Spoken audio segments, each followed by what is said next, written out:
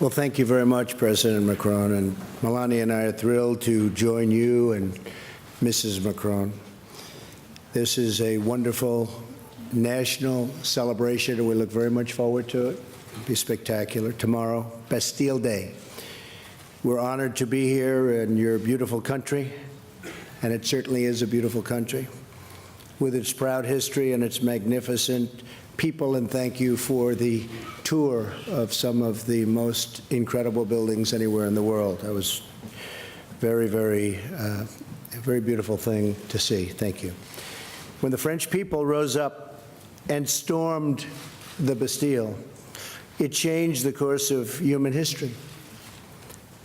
Our two nations are forever joined together by the spirit of revolution and the fight for freedom. France is America's first and oldest ally. A lot of people don't know that. Ever since General Lafayette joined the American fight for independence, our fates and fortunes have been tied unequivocally together. It was a long time ago, but we are together. And I think together perhaps more so than ever.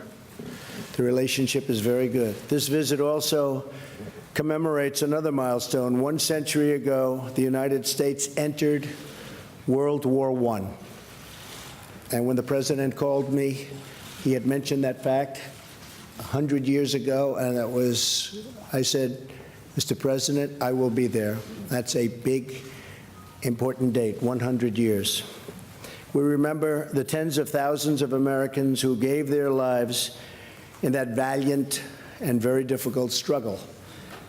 We also pay tribute to the heroic deeds of the French troops whose courage at the Battle of Marne and countless other battles will never be forgotten by us. More than 1 million French soldiers laid down their lives in defense of liberty. Their sacrifice is an eternal tribute to France and to freedom. French and American patriots have fought together, bled together, and died together in the fight for our countries and our civilizations. Today we face new threats from rogue regimes like North Korea, Iran, and Syria, and the governments that finance and support them. We also face grave threats from terrorist organizations that wage war on innocent lives. Tomorrow will mark 1 year since a joyous Bastille Day celebration in Nice turned into a massacre. We all remember that, how horrible that was. We mourn the 86 lives that were stolen, and we pray for their loved ones.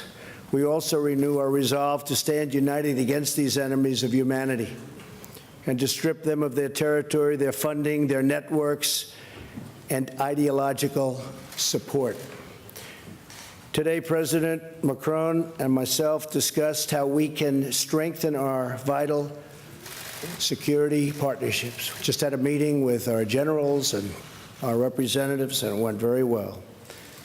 France has excellent counterterrorism capabilities. The French troops are serving bravely in places like Mali to defeat these forces of murder and destruction. The United States and our allies strengthen our commitments to defeat terrorism. We're also making tremendous progress. Earlier this week, with the strong support of the United States and the global coalition, Iraq forces liberated the city of Mosul from ISIS control. Now we must work with the government of Iraq and our partners and allies in the region to consolidate the gains and ensure that the victory stays a victory, unlike the last time. Last week, the G20 leaders also reaffirmed the right to sovereign nations to control their borders. We must be strong from within to defend ourselves from threats from the outside. The nations of the West also face domestic challenges of our own creation, including vast government bureaucracy that saps the strength from our economies and from our societies.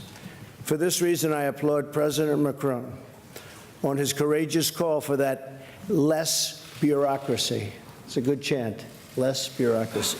We can use it too. And a Europe that protects its citizens.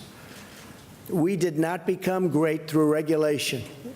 And in the United States, Mr. President, we also have cut regulations at a level that we've never seen before. So we're very proud of that over the last 6 months. But by allowing our people to follow their dreams, that's what it's all about. To achieve these dreams, however, we must also confront unfair trade practices that hurt our workers and pursue trade deals that are reciprocal and fair. Both President Macron and I understand our responsibility to prioritize the interests of our countries and, at the same time, to be respectful of the world in which we live.